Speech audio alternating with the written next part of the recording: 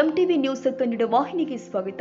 ಚಿತ್ರದುರ್ಗ ನಗರದ ಹಳೆ ಮಾಧ್ಯಮಿಕ ಶಾಲಾ ಆವರಣದಲ್ಲಿ ಶ್ರೀ ಕಣಿವೆ ಮಾರಮ್ಮ ದೇವಿಯ ಜಾತ್ರಾ ಪ್ರಯುಕ್ತವಾಗಿ 9ನೇ ಬಾರಿಯ ರಾಜ್ಯ ಮಟ್ಟದ ಹೊನಲು ಬೆಳಕಿನ ಕುಸ್ತಿ ಪಂದ್ಯಾವಳಿಯನ್ನು ಆಯೋಜನೆ ಮಾಡಲಾಗಿದೆ.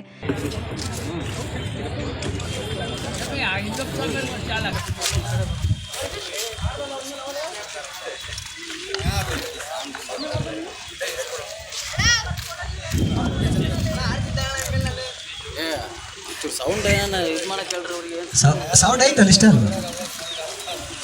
ಸ್ವಲ್ಪ ಸಾಗಿಗೆ ಆಗ್ರ ಮರ ಅಲ್ಲಿಗಿನಿಲ್ಲ ಹೊಡಿಯಕ್ಕೆ ನಾ ಕುಸ್ತಿ ಸಾಂಗ್ ಹಾಕಂತ ಮಾಡೋಣ ಸಣ್ಣಕ್ಕೆ ಸಾಂಗ್ ಹಾಕೋಣ ಸಾಕು ಆಗ್ರಪ್ಪ ಸ್ವಲ್ಪ ಮರ ಅಪಾಯಕಾರಿ ಡಾವುಗಳು ಮಾಡಂಗಿಲ್ಲಪ್ಪ. ನೆಕ್ಸ್ಟ್ ಕುಸ್ತಿ ಸುಂಕಪ್ಪ ಮತ್ತು ಪವನ್. ಸುಂಕಪ್ಪ ಚಿತ್ರದುರ್ಗ, ಪವನ್ ದಾವಣಗೆರೆ. ಚಟ್ಟೆಕಟ್ಟಿಗೆ ರೆಡಿಯಾಗಿರ್ಬೇಕಾಗಿ ವಿನಂತಿ.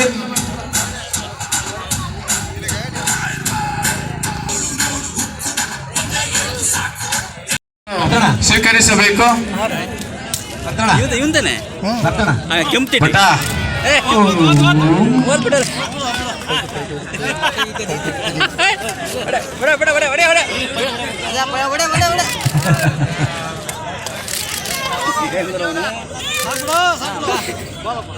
ಈ ಒಂದು ಕುಸ್ತಿ ಪಂದ್ಯಾವಳಿಯಲ್ಲಿ ರಾಜ್ಯದ ನಾನಾ ಜಿಲ್ಲೆಗಳಿಂದ ಕುಸ್ತಿಪಟುಗಳು ಆಗಮಿಸಿ ತಮ್ಮ ಶಕ್ತಿ ಪ್ರದರ್ಶನವನ್ನ ತೋರಿಸಿದ್ದಾರೆ.